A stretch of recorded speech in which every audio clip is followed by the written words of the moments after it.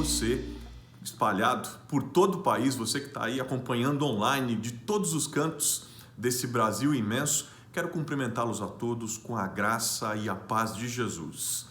Hoje a gente dá aqui sequência na série Justiça do Céu na Terra. E a reflexão do dia que faço é firmes contra a violência. Já disseram que a guerra é uma condição natural da humanidade e que os períodos de paz que a gente tem são apenas preparação para um novo conflito. E é desse jeito que a violência vai se naturalizando.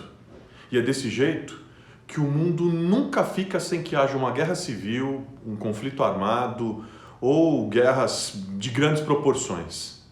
A gente vive, no máximo, um período de armistício. E tem guerras que não são declaradas. Tem guerras que acontecem de forma sorrateira, que acontecem de maneira silenciosa, ou talvez o melhor mesmo seja dizer que acontecem de forma permissiva.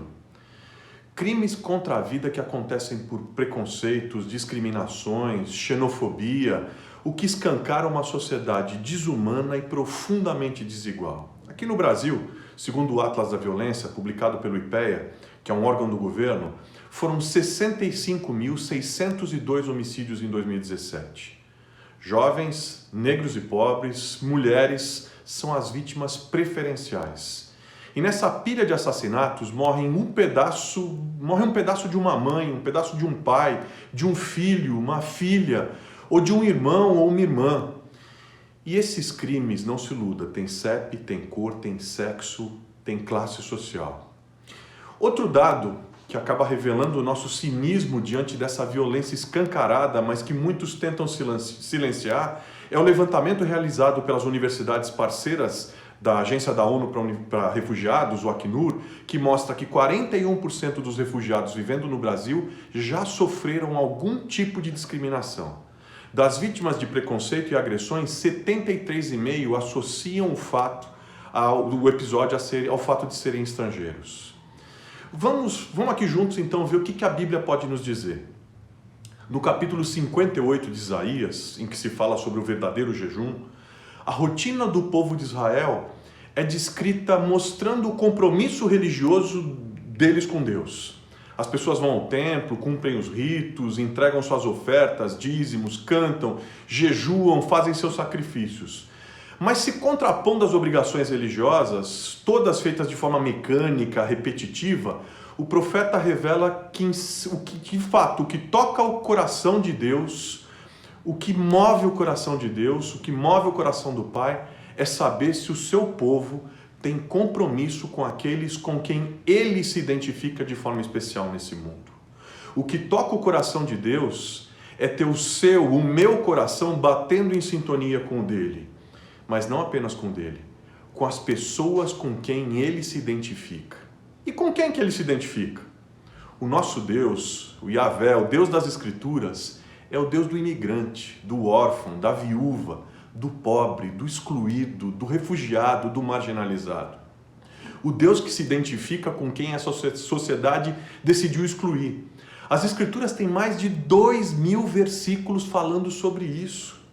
Em diversas passagens bíblicas, Deus se identifica com o sem-teto, com o órfão, com a viúva, com o estrangeiro, com o pobre.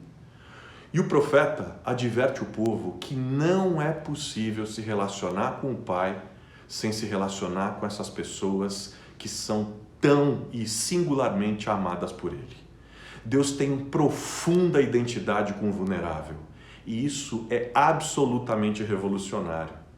Naquela época, os deuses de todos os povos se identificavam com os poderosos. Eram os deuses dos generais, dos reis, dos detentores do poder. O único Deus que se identificava com os mais frágeis era o Deus de Israel.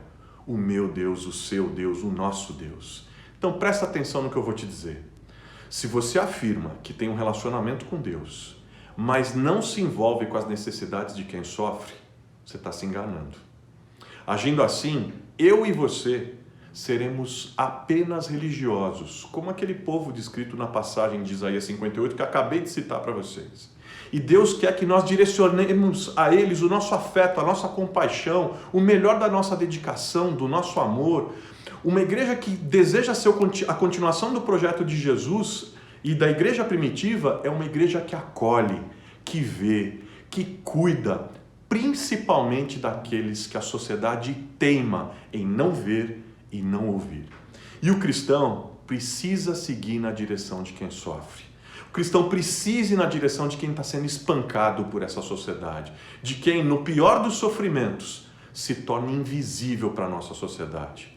Nós, discípulos de Jesus, fomos chamados a irmos na direção de quem sofre, como Ele fez com a gente num dia.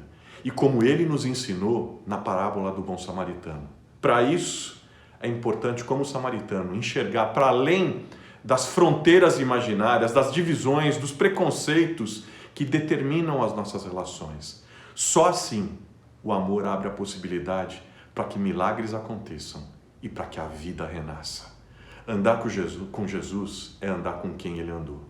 Amar a Jesus é amar quem Ele amou.